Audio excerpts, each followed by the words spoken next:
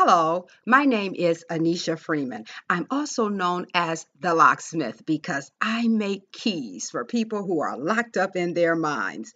This is my daily 5 minutes with the Locksmith video, and the topic today is me and my unaddressed issues go to college. So whenever I talk about issues or lies or negative beliefs, I'm talking about unconscious beliefs that were programmed into our minds during the formative years. That's why they refer to them as the formative years, because that's when the unconscious mind is programmed. Now, the unconscious mind can be impacted later in life, and that's what I do. I specialize in cognitive restructuring, but those critical formative years is when the unconscious mind is programmed. It's programmed by what we observe and how we're treated during that critical time period. So I've already done a few videos that talk about how these lies affect us in different ways. And these lies go to college. If you decide to go to college, the lies do not stay at home and wait for spring break. The lies do not wait in the parking ramp at the university. The unaddressed issues go right into the classroom with you. They move into the dorm with you on move-in day. And so I have 4 children. My second oldest daughter, she did her first year at Wayne State University. And so she already knew about my program, The Lies That Bind. I had performed the formative years assessment on her. She had her stack of cards. This is a stack of the 100 most commonly seen victim lies. This is a stack of the 100 most commonly seen villain lies. They're all unconscious. And so I didn't raise her due to my dysfunctional past. For the first 13 years, she was with a family member. So when she came with me, I conducted the formative years assessment on her. In fact, she was the franchise prototype for my youth program. I have an adult and a youth program.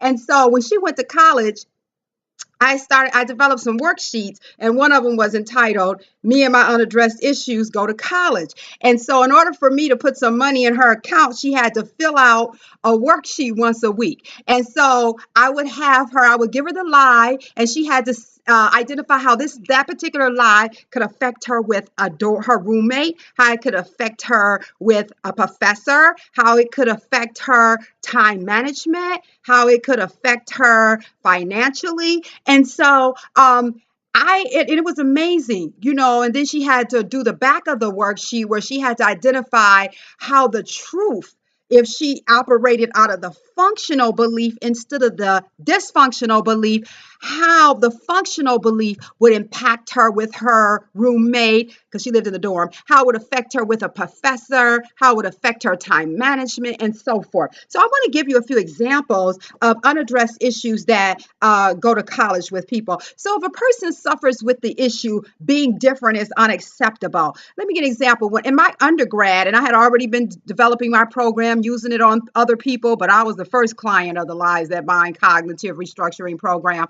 We had an assignment in a class where we had to watch a movie about an ethical dilemma, and we had to write a paper about the main character. And we were giving an option. The option was, would you classify this person and the way he handled the situation? Would you classify him as a hero or as a coward? So I was like, well, I wouldn't classify him as either. And I wrote my paper. And when we had to turn the night of the class, when the assignment was due, everybody, before the professor came in, everybody was like, oh my goodness, I struggled with for hours.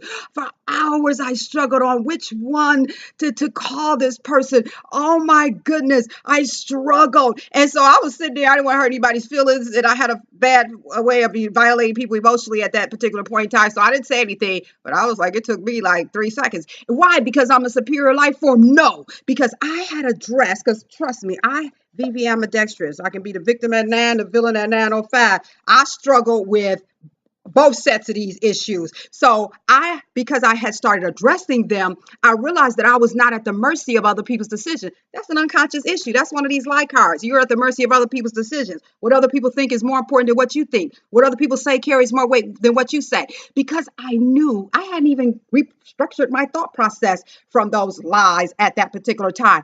But I knew what they are. I knew when they were activated. I knew how to deactivate them and operate in the functional belief. So I got an A on that paper. I said I wouldn't classify him as a hero or a coward. And then I wrote about my perception of how he handled the situation, and I received an A.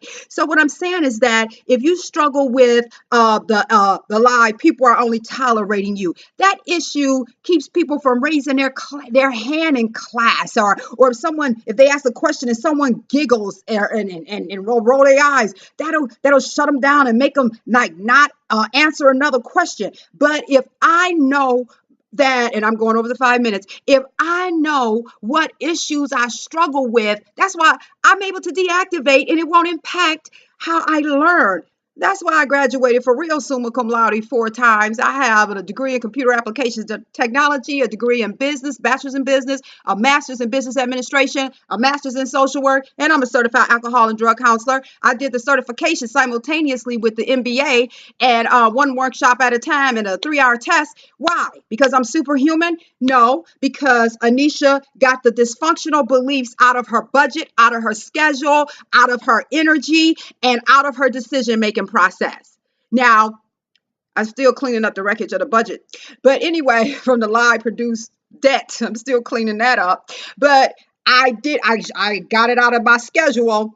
And there are other times when the lies still try to impact me as it relates to my professional life and my personal life and things of that nature. But I know which issues I still struggle with. Some of them I've totally reprogrammed my mind from, and they don't even get activated. But there's some I'm still in the process of totally reprogramming and restructuring my thought process. But as I said, the topic, your unaddressed issues will follow you to the university.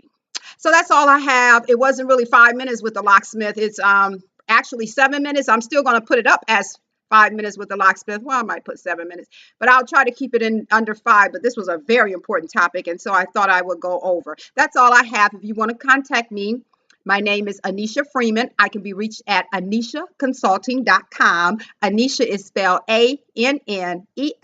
AnnesiaConsulting.com. We address cause and effect simultaneously. See you later.